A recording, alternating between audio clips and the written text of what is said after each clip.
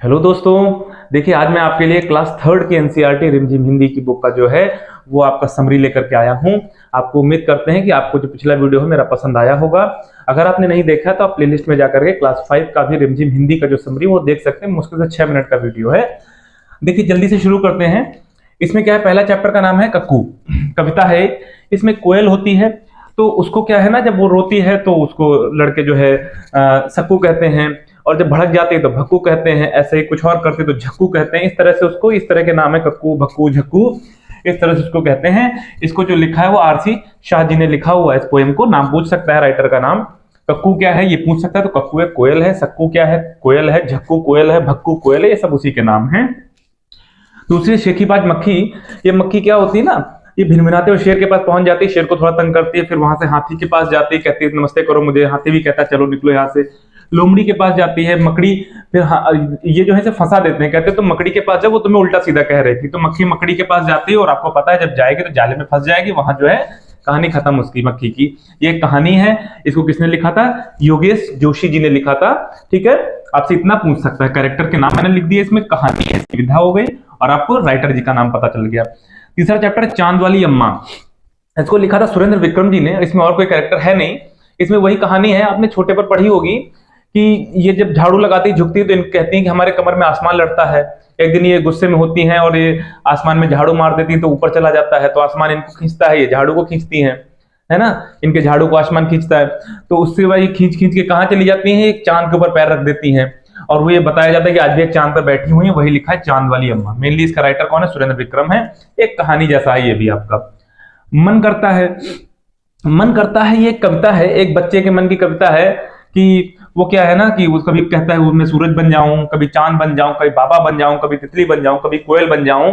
क्योंकि आपको पता है इनको बनने से क्या बेनिफिट होते हैं, ये आपको पता ही है। तो मेनली आपको नाम रखने वो क्या क्या बनना चाहता है, कविता है। ठीक है, इसके राइटर का नाम मेंशन नहीं है बुक में। सूरज, चांद, बाबा, तितली, कोयल, यही सब बनना वो चाहता है सिंपली। तो ऑप्शन में आ सकता है वो क्या बनना चाहता था या क्या नहीं बनना चाहता था। इनमें 3 देके चौथा कुछ और दे देंगे, शेर दे देंगे।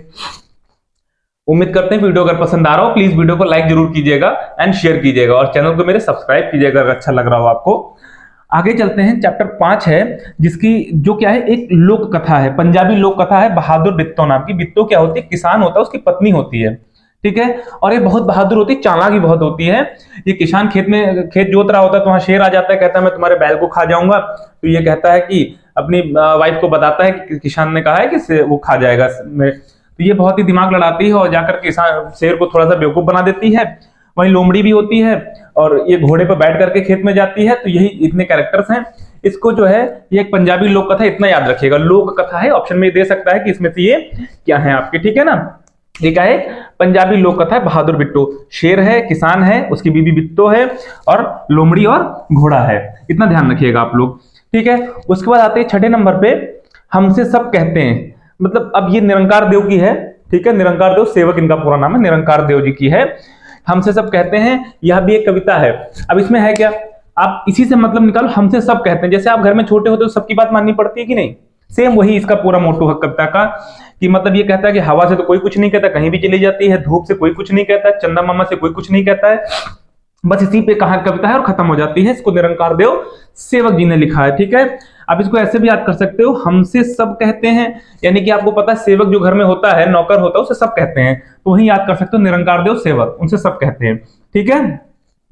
और अगर दूसरी बात करते हैं, अगला है टिपटिपुआ। टिपटिपुआ में क्या होता है, एक बूढ़ी दादी होती है, वो अपने उनका नाती उनके घर में होता है, बारिश हो रही होती है। बहुत इंपॉर्टेंट चीज ये इसमें पूछी जाती है कि टिपटिपुआ जो है वो किस राज्य की कहानी है। तो ये उत्तर प्रदेश की कहानी है, ये जरूर पूछा जाता है, ठीक है। ये ध्यान रखिएगा आप लोग कि ये टिपटिपुआ जो है आपकी उत्तर प्रदेश की कहानी है, जरूर पूछा जाता है, इस चीज का ध्यान रखिएगा। इसमें नाती होता है, धोबी होता है, गधा, पंडित, शेर। इसमें मैं थोड़ा सा आपको बता देता हूं समरी इसकी। बारिश हो रही होती है, धोबी का गधा जो है सुबह से गायब हो जाता है, तो वो पंडित जी के पास जाते हैं कि पंडित जी मेरा गधा पत्रा उत्तरा निकाल के बताओ, गधा कहाँ चला गया मेरा। तो ये करते क्या है, पंडित जी कहते हैं मेरे घर में खुद से पानी भरा हुआ, मैं कैसे बताऊं। और एक शेर भी आकर के इनकी झोपड़ी के पड़ोस में आके बैठ जाता है। ये आपने कहानी पढ़ी होगी इससे पहले छोटी क्लासेस में जब आप रहे होंगे, अच्छी कहानी थी तो आपको याद होगा। उत्तर प्रदेश की कहानी, ये क्वेश्चन पूछा जा सकता है, ठीक है। किसने लिखी थी? गिरजा रानी अस्थाना ने लिखी थी, गिरजा रानी ने ये लिखी थी। ऐसे याद कर सकते हो, टिपटिपुआ में झोपड़ी गिर जाती है ना बारिश में, तो ऐसे याद कर सकते हो गिरजा, है ना। आठवां है बंदरबांट। बंदरबांट कहानी सबको पता है, वो चालाक बंदर होता है। ये एक्चुअली नाटक है, ठीक है। इसको हरिवंश राय बच्चन जी ने लिखा था। किसने लिखा है? हरिवंश राय बच्चन जी ने इसको लिखा है। ये इंपॉर्टेंट हो सकता है आपके लिए नाम ये। और बंदरबांट की कहानी सबको पता है कि इसमें एक बंदर होता है, जो लड़का होता है, वो 8 साल का लड़का होता है, वो बंदर का नाटक करता है। 2 बिल्लियां होती हैं, वही है, एक बिल्ली को रोटी मिलती है, वो लड़ाई करती हैं, तो बंदर बार बार कहता है इसमें ज्यादा खा लेता है, इसमें ज्यादा खा लेता है, और वो लास्ट में खा ही लेता है सब कुछ। ये बहुत ही कॉमन सी कहानी, सबको पता है। तो 8वें चैप्टर में बंदरबांट नाटक है। तो इस तरह से 8 चैप्टर हो गए दोस्तों। हम चलते हैं उसके बाद 9th चैप्टर पे, कब आऊं। कब आऊं में क्या होता है, एक अवंती होते हैं इसमें। ये क्या करता है, एक ये रंगाई की दुकान खोल लेती है, जो गांव भर के कपड़े रंग करती है, कलर करती है अलग अलग कलरों से, ठीक है। जैसे आपने देखा होगा नील लगाना, जो हम लोग कहते हैं ना बनियान में, जो आपने देखा होगा बुजुर्ग लोग नील लगा लेते थे, उजाला की जो नील आती थी, बिल्कुल वैसे ही कई कलर से रंगती है कपड़े को, बहुत अच्छा काम करती है। तो गांव वाले बड़ी प्रशंसा करते हैं। इसको सुनकर के एक सेठ गांव में आता है और वो इनसे कहता है कि आप क्या करो कि जितना भी हमारा जो कपड़ा है, वो उसको मतलब वो बहुत सारे रंग बना देता है, लाल, हरा, नीला, पीला, काला। कहता है इनको छोड़ करके किसी रंग में रंगो। तो अवंती बड़ी चालाक होती है, समझ जाती है कि ये क्या कहना चाह रहा है। ये एक्चुअली सेठ जो इसको फंसा रहा होता है। तो ये कहती है कि ठीक है, और ये कपड़े उठा करके रख लेती है अपने पास है। आर.एस. त्रिपाठी जी ने इनको लिखा है। अब कब आऊं का क्या मतलब क्या है, मैं बता देता हूं। अब सेठ पूछता है कि मैं कब आऊं लेने कपड़े। तो अवंती भी चालाक होता है, तो आप कह सकते हैं कि ये क्या कहता है कि अच्छा आप मतलब 7 दिन गिना देगा कि इनको छोड़ करके बाकी किसी भी दिन आ जाओ। अब सेठ तो मतलब समझ गया कि ये मतलब जो है समझदार लग रहा है ये मुझे, और सेठ जो है तुरंत वहां से चला गया फिर, और फिर वो लौट करके कभी गांव में नहीं आया। तो वही चीज है इसमें कि रंगाई की दुकान होती, अवंती है, सेठ है। कब आऊं का मतलब क्वेश्चन पूछ सकता है कि किस दिन आने को बताया गया, तो आप कह दोगे 7 दिन में से किसी भी दिन नहीं आने को कहा गया। और या कह सकता है सेठ ने किस रंग में रंगने को कहा, तो आप किसी भी रंग में नहीं रंगने को कहा उसने। उसका क्योंजी मल और कैसे लिए, कैसे कैस लिया। एक्चुअली ये 2 लोग होते हैं, क्योंजी मल एक होता है, कैसे कैस लिया होता है। इनका नाम ही ऐसा है कि ये बातें करने में आप फंस जाओगे इनसे, ऐसे लोग थे, आप नाम से ही देख सकते हो। सुबीर शुक्ला ने इसको लिखा है, ठीक है। और ये क्या है आप देख सकते हो, इसमें क्या है कि गुरुजी जा रहे होते हैं, एक गुरुजी होते हैं, वो कहाँ जा रहे होते हैं, वो गेहूं पिसवाने के लिए जा रहे होते हैं, ठीक है। तो पूछ सकता है कि कहाँ जा रहे होते हैं, कौन था गुरुजी थे। उन्होंने शिवदास नाम के एक आदमी से साइकिल ले ली। पहले ये पैदल जा रहे थे, लेकिन जब इनके पास आटे की वो गेहूं का झोला था, तो ये क्या हुआ, गुरुजी को शिवदास ने देखा तो साइकिल दे दी अपनी। तो पूछ सकता है किस पर जा रहे थे, तो साइकिल पर जा रहे थे। किसकी साइकिल थी? शिवदास की साइकिल थी। क्या था बोरी में उनके? गेहूं था, गेहूं पिसवाने जा रहे थे, ठीक है। तो वही सब इसमें सुबीर शुक्ला जी ने लिखा है। अगला है मीरा बहन और बाघ। मीरा जो थी ईएनजी का मतलब इंग्लैंड में रहती थी, लेकिन उनको भारत से बहुत प्रेम था, तो वो भारत में आ गई, और भारत में यूपी में आकर के यूपी में गोपाल आश्रम बनाया। इन्होंने कहा यूपी में, तो यूपी में कहीं पहाड़ी इलाका था, वहां पे इन्होंने आश्रम बनाया। हालांकि वहां आसपास बाघ बहुत रहते थे, तो उन्होंने बाघ को बनाने के लिए गांव वालों ने पिंजरा जिंजरा बनाया और बाघ को पकड़ने के लिए बनाया। लेकिन इन्होंने क्या किया, एक बार रात में पिंजरे को बंद कर दिया ताकि बाघ ना पकड़ा जाए, क्योंकि जानवरों से बहुत प्यार करती थी, जानवर को पसंद करती थी, ठीक है। तो ये है मेन, वही है कि मीरा बहन, और साथ में ये गांधी जी के साथ भी काम करी थी, यहाँ पे ऐसा बताया जाता है। तो गांधी जी का भी नाम अगर आता है तो आप उस ऑप्शन के साथ जा सकते हैं। इंग्लैंड से आई थी, कहां से आई थी, ये पूछ सकता है। क्या आश्रम का क्या नाम था? गोपाल। कहां बनाया था? यूपी में, ठीक है। तो ये सब कहानी है, इससे रिलेटेड एक कहानी है। 12वें नंबर पर है जब मुझे सांप ने काटा। इसके राइटर का नाम नहीं है, देखिए जिनके राइटर है उनका लिखा हुआ है। प्लीज अगर वीडियो अच्छा लग रहा हो तो प्लीज लाइक कीजिएगा, सब्सक्राइब कीजिएगा चैनल को, और वीडियो को शेयर भी कीजिएगा अपने दोस्तों के साथ। जब मुझे सांप ने काटा, एक्चुअली अब इसमें सांप ने काटा तो लिखा है, लेकिन सांप ने इसको काटा नहीं होता है। मैं आपको कहानी बताता हूं। सांप था, तो वो क्या हुआ, इसने सांप को देखा, तो सांप डर के मारे इस बच्चे से वो एक नारियल के खोल में छिप गया। पूछ सकता है कि सांप जो है वो कहां छिपा, तो नारियल के खोल में छिपा।